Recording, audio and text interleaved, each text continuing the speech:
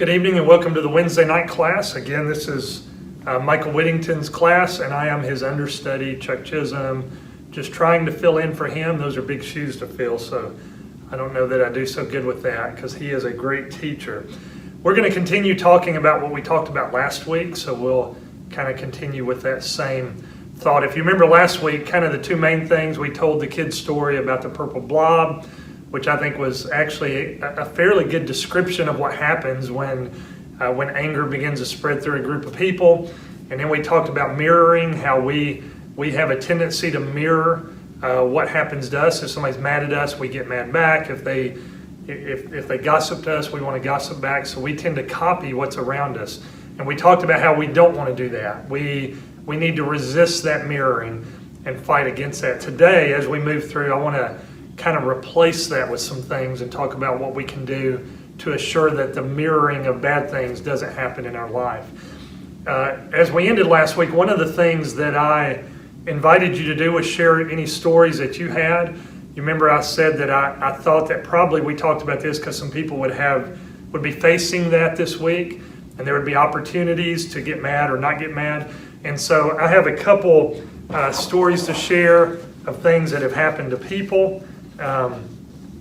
So let me share a few of these with you here. This one said, after last week's lesson, I had a sheriff show up at my door with a warrant. It was a warrant for a downed tree on a rental property that I had. It had a court date and a large fine that was associated with it. I immediately got mad, and my complaint was that, why did you just issue a warrant? Why didn't you tell me anything about it first? And so I called because I was mad about that. And I'm actually going to name who this happened to. The person that this happened to was me. Yeah, after me telling you, be careful because you may face something, that happened to me. It's a real house. I knew the tree was down. It was up in a corner and it wasn't anybody's way, but the codes guys got me. And they actually had sent 2 letters to the house that I never got. And so when I called the codes inspector, I remained very calm and talked nicely.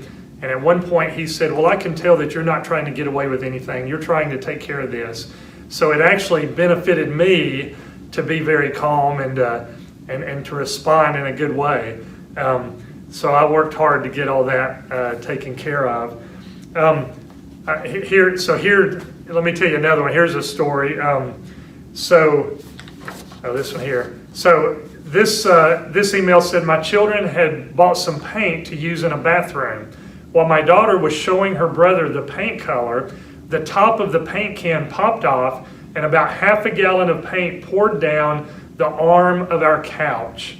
Some of the paint ran into the cushions and some of it poured all over the floor. There were 4 of us who spent an hour scooping, scraping, scrubbing, and carpet cleaning. We had plenty of opportunity to get mad, but after the initial shock, everyone maintained their cool, and we were able to almost get it looking normal. And the person that happened to was, it was me.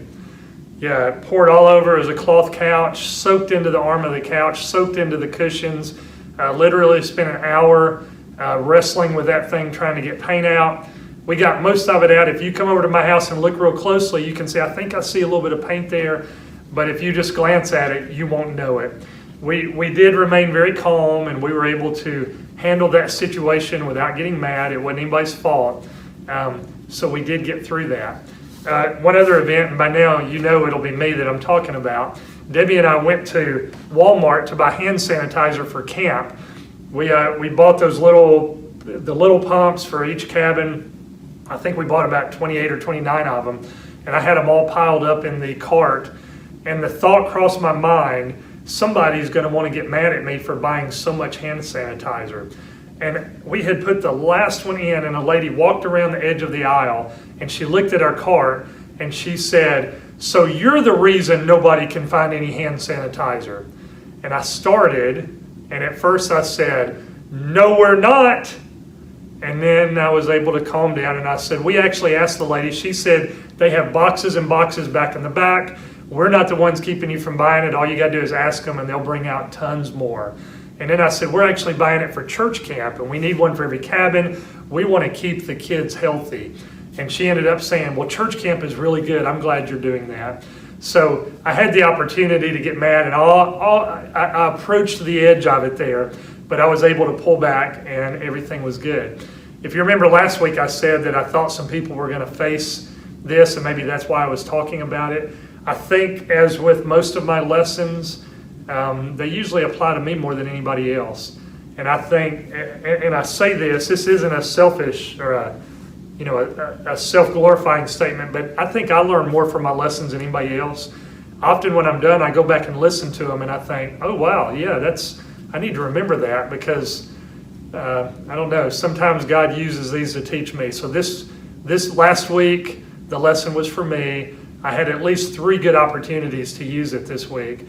I hope it benefited some of you all too, and hopefully it was good for you all as you went through your week. If it didn't get you last week, I'm going to say again, be careful.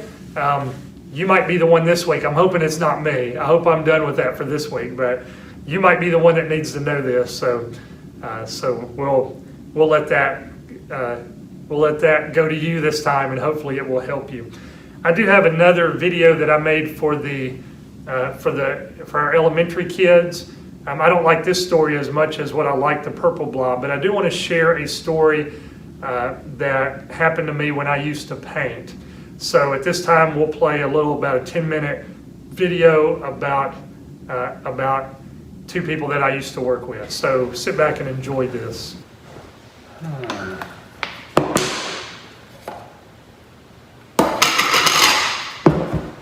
Oh, hey guys, how are you? Hey, I'm just getting ready to paint on this house here. I've got some things to touch up here. But it's nice to see you all, and this paint here kind of reminds me of a story. Can I tell you a story?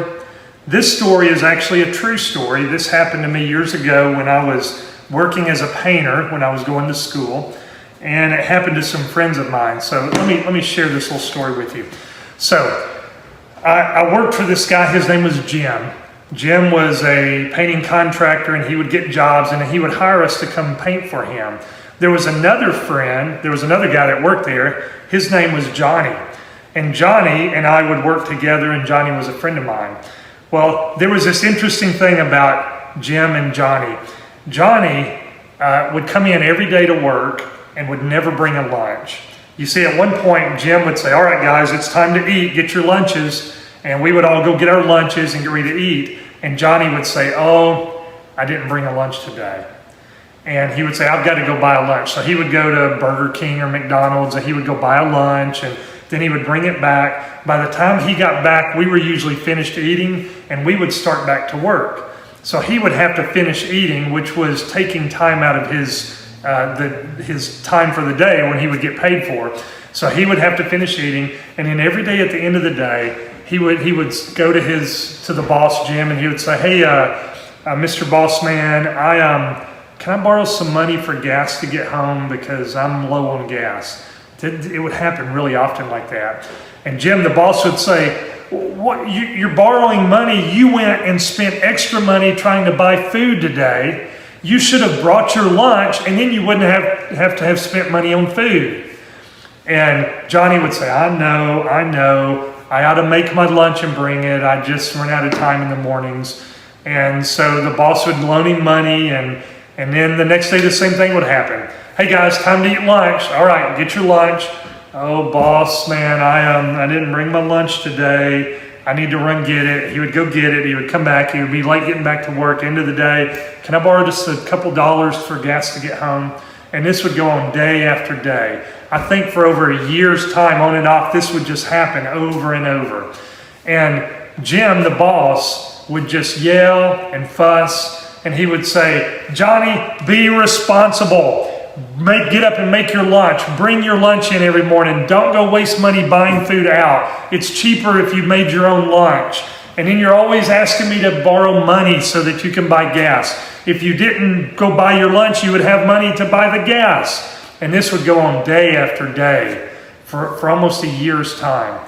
Well, one day I'm at home and I'm getting my lunch. So I get a piece of bread out. I'm going to put my peanut butter on it, making my peanut butter and jelly sandwich. And I thought, maybe I'll make one for Johnny. So I made mine and put it in the baggie, and then I made one for Johnny and put it in the baggie. And then I was getting potato chips in the bag. I said, well, I'll just fix potato chips for me, and I'll fix some for him. And then I got a drink out for me, and I got a drink out for him. And then got a snack cake out for me, and got a snack for him. And I packed 2 lunches.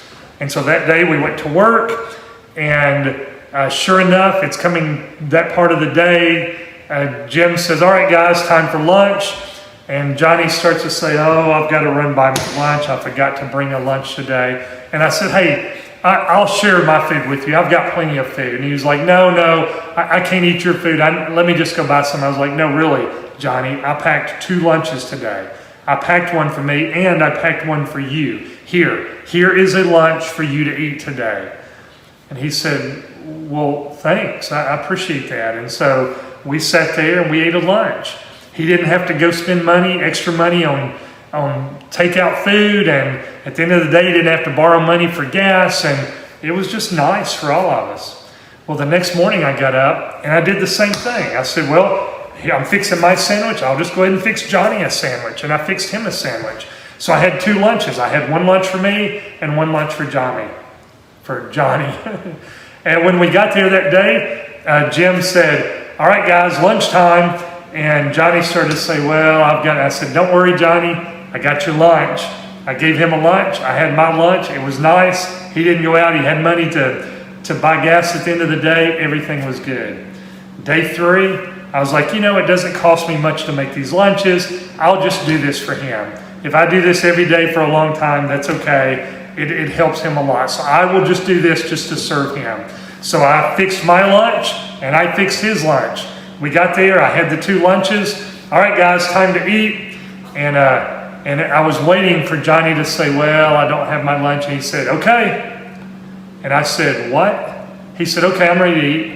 And I said, well, what about your food? He said, oh, I brought food today. I said, you did what? He said, I brought food today. You brought food? And then Jim came in and said, all right, Johnny, run get your lunch. And he said, I've got it. And Jim said, what? You've got your lunch?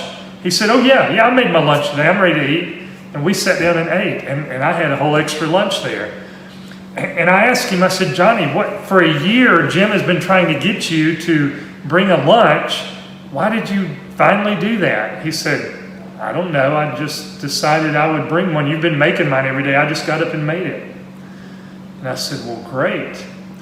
Now, guys, here's the thing about that. For almost a year, my boss, Jim, had been yelling and yelling about Johnny bringing a lunch. And it never worked. It never made him bring a lunch. It didn't inspire him or encourage him. He just kept on doing the same thing. But for 2 days, I served him by doing something kind for him to help him out. And after 2 days, it changed his behavior. A whole year of fussing didn't work. 2 days of serving did work. So here's my message for you. It doesn't always work that perfectly, but understand you can fuss and fuss, but fussing doesn't really work. What works is when you are serving other people. Now, I know you're thinking, well, when my mom fusses at me, I have to do it. Well, it's not because they fuss, it's because they can back it up with consequences. And adults who are watching this, if you're saying, well, my boss can fuss at me and I do it, well, it's not because of the fussing, it's because they can back it up with consequences. But a lot of people around us, we can't back up with consequences what we say. The fussing doesn't work. What works is when we serve other people, when we become servants who do good things for other people. That's the way we change hearts. That's the way we change attitudes, is by the way we serve. So when we're out there in the world and we want somebody to act a different way, we don't yell and fuss and argue with them. We serve them. We find something good to do for them. You know, who taught us about this was God and Jesus. You know, there was a time when we were bad people. We didn't do what was right. We sinned, and God looked down, and God could have said, I can't stand this. I've got to punish you. I'm going to yell at you. I'm going to do bad things to you to make you shape up. But he didn't do that. God looked at us and said, I have to serve them. And what he did was he sacrificed his son. Jesus Christ came and died for us. He didn't yell at us. He came and he died in place of us. He served us so that we would learn to love him, so that our attitudes would be to love God. That's the way he made a difference. You see, God and Jesus are the ones who taught us about service. They're the ones who taught us about how we reach out to people and how we make a difference in the people around us. So this week, look for opportunities to serve people. Don't yell and fuss and argue, but go out and look for good things you can do. In the long run, that's the real way that you change a heart and you change a mind. Well, hey, I've got some painting I got to do. Thanks for listening to my story again. I'm going to run do this painting, and we'll see you guys later. Thank you.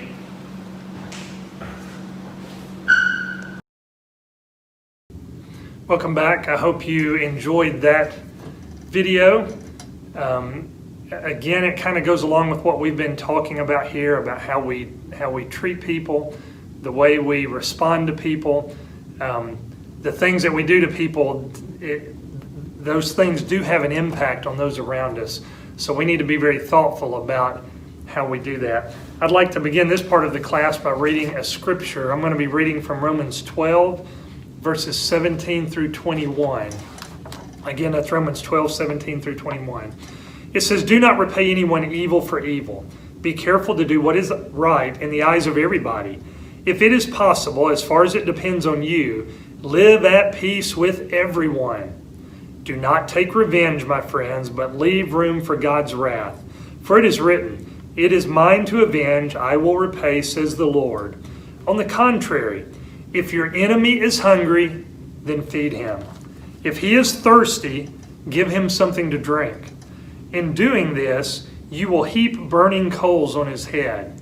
Do not be overcome by evil, but overcome evil with good." And I think that's what we're called to do, is to overcome evil with good. That's what we've been talking about so much here. When we think about that, though, it's difficult. It's just not our nature. Our nature, like we said last week, it's to mirror. It's to copy what goes on around us. If somebody's mean to us, something in us wants us to be mean back to them. So it's not natural for us to overcome evil with good, and yet that's what God calls us to do. That's what we long to do. So what I want to do is take a few minutes here and talk about some things that can help us to overcome evil with good. Things that help to touch our heart and the way we think, which would help it to become more natural for us to do what's right for people around us. The first thing on this, I think, is that we need to see with the eyes of Jesus. We need to see things the way Jesus saw them. With the teenagers, I tell them often, when you walk into a room, you need to practice the Zacchaeus principle. When Jesus was in the crowd, there were people gathered around. I mean, they were probably right in his face, definitely not observing social distancing. They were all wanting to talk to him, and they were like, come to my house, talk to me. But somehow, in the middle of all that commotion, Jesus scanned the crowd. He looked and he saw everything that was there. And he noticed Zacchaeus off up in a tree somewhere. Obviously not real noticeable, but somehow through the eyes of Jesus, Jesus said, that's who I need to go to.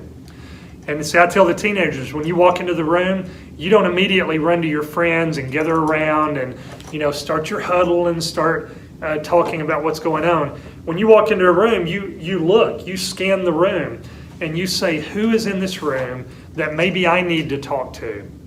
And that's the person you go to first. See, you look through the eyes of Jesus to see who is there that might be hurting, that might need help, that might need a friend, and that's where you go. That's what it means to begin to look at things the way Jesus looked at things. So if we're gonna develop the ability to have the proper response to people, we need to begin to see things the way that Jesus saw them. See, I think that Jesus, when he looked at people, what he saw was their soul. He saw souls out here. and he saw eternity. So it didn't matter a whole lot what they were doing. What mattered is the fact that they had an eternal part of their life that was going to go on forever. They were going to spend somewhere for an eternity. They were going to be there, either in heaven or in hell for an eternity. So Jesus wasn't concerned as much about the moment as much as he was what he could do to change their life and change their soul for an eternity. We see that when he was being crucified. They had him and they were driving nails into his wrist and his feet. And while they were doing that, Jesus was saying, God, you've got to forgive these people. They just don't understand what's going on. They don't even know what they're doing. You see, he was able to see the soul, not the fact that they were trying to kill him. We naturally would try to defend ourselves. We fight that. That is definitely within us. But Jesus was able to see past that, to see the soul of the person. So when you are dealing with people that are not being good to you, or they're treating you in a bad way, your response needs to be to not look at what they're doing, but to look at the fact that they have a soul and that they will be somewhere for an eternity. In Luke 6, I'm going to read Luke 6, starting in verse 32. If you love those who love you, what credit is that to you? Even sinners love those who love them. And if you do good to those who are good to you, well, what credit is that to you? Even sinners will do that.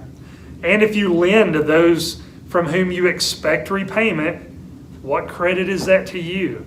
Even sinners lend to sinners, expecting to be repaid in full.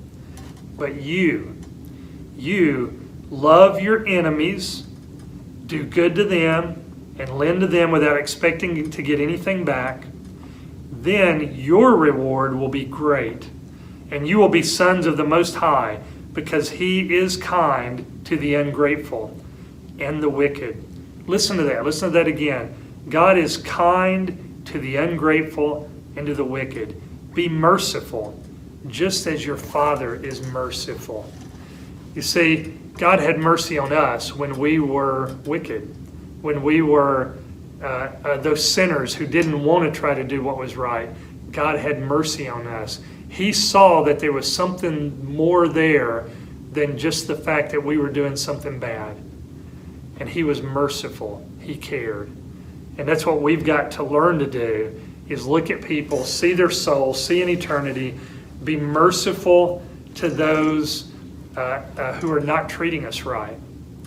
If we can begin to see through the eyes of Jesus, then it does become much easier for us to deal with the people in this world that are not being kind to us. And then here's the second thing. We talked about mirroring last week, about how we naturally mirror. When people are angry, we tend to become angry. When they're negative, we tend to become negative. And we talked about fighting against that, trying not to let that affect the way we act. We can even do more than just fighting against it. We can replace those bad things with something good. And what I think we need to replace it with is the cross.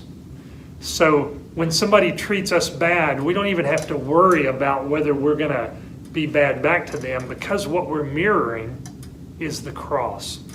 Let me read from Romans 5, 6 through 8. Again, that's Romans 5, 6 through 8. Starting in verse 6.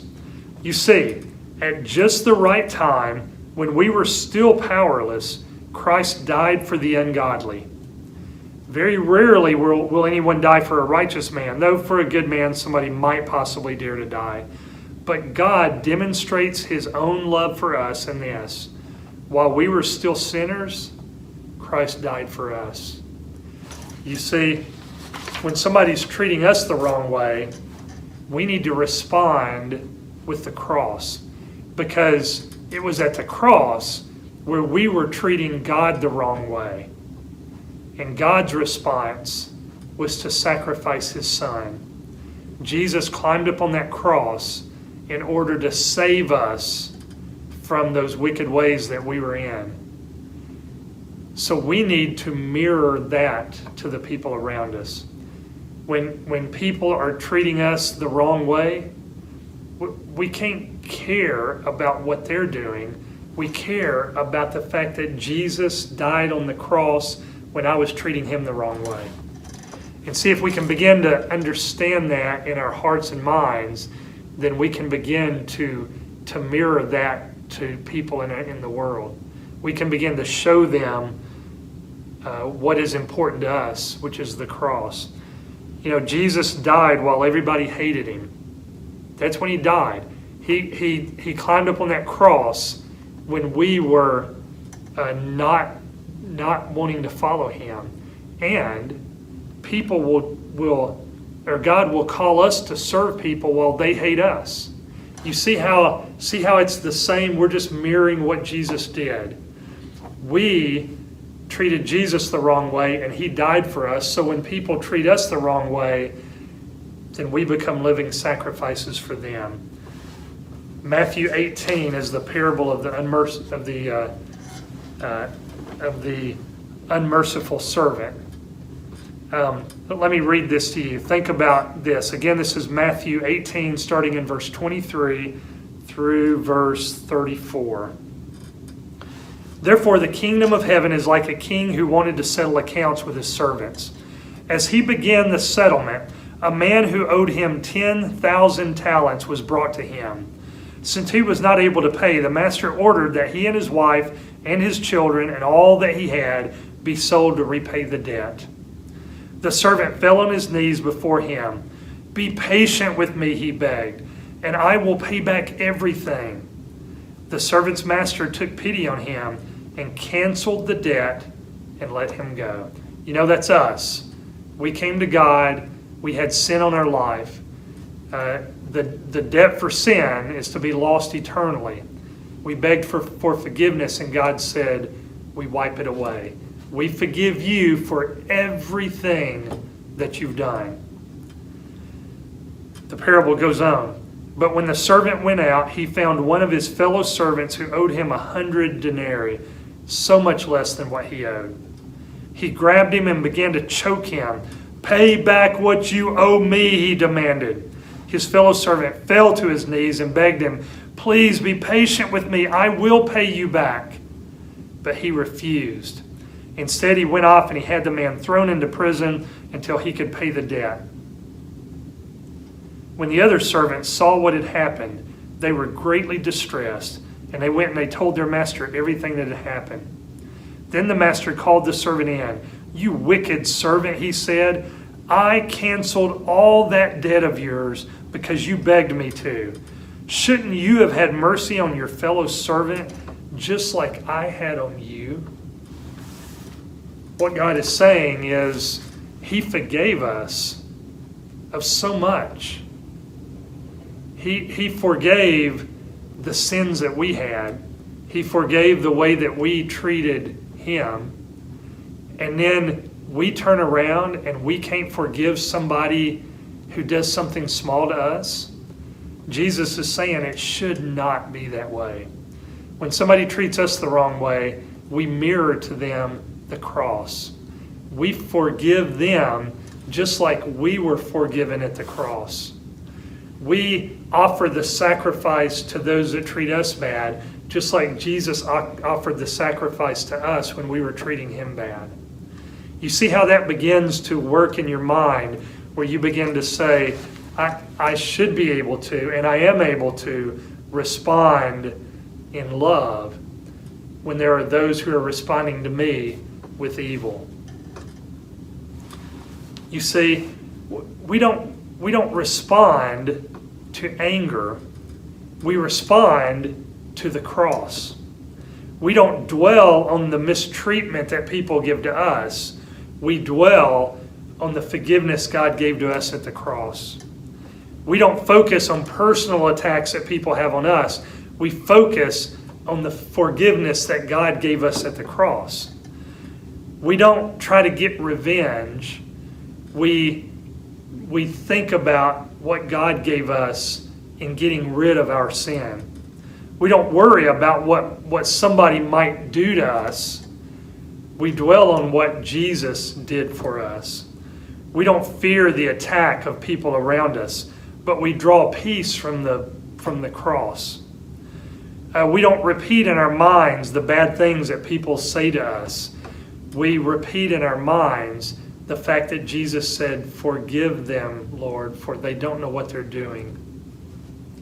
We don't say, "He offended me today." We say, "Jesus died for me." We don't look at the faces of our enemies with disgust. We look at the face of Jesus that was full of love.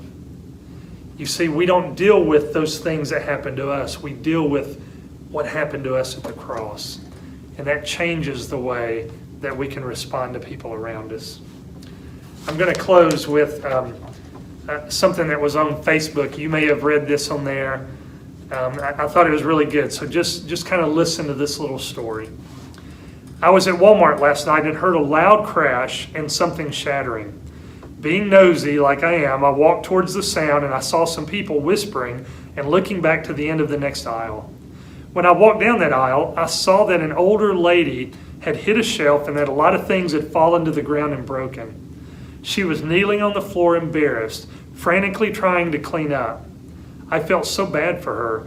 Everyone was just standing there staring at her. So I went and I knelt down beside her and I told her not to worry, and I started helping her to pick up the broken pieces. After about a minute, the store manager came and knelt beside us and said, "Leave this alone. We're going to clean it up." The lady was totally embarrassed. I need to pay you for this," she said. The manager smiled, helped her to her feet, and he said, "No, ma'am, we have insurance for this. You don't have to pay anything." Now, take a moment and imagine. God is doing the same thing for you. Imagine the broken pieces of your mistakes or the pieces of your broken heart from all the blows life has thrown at you just all over the floor. And you're there trying to collect all those pieces and fix them and put them together. Now imagine that God comes and kneels right down beside you and he smiles and he says to you, "Leave it all there. I'm going to pick this up." He loves you that much, and he wants to put all those pieces back together if you will let him. With him, we have this insurance, and it's called grace. And it's amazing, and it's free. He is and always has been there for us. He simply asks that we help spread that grace to those around us. When you walk through your daily life, look for chances where you can live out for others the same amazing grace that Jesus lived out for you.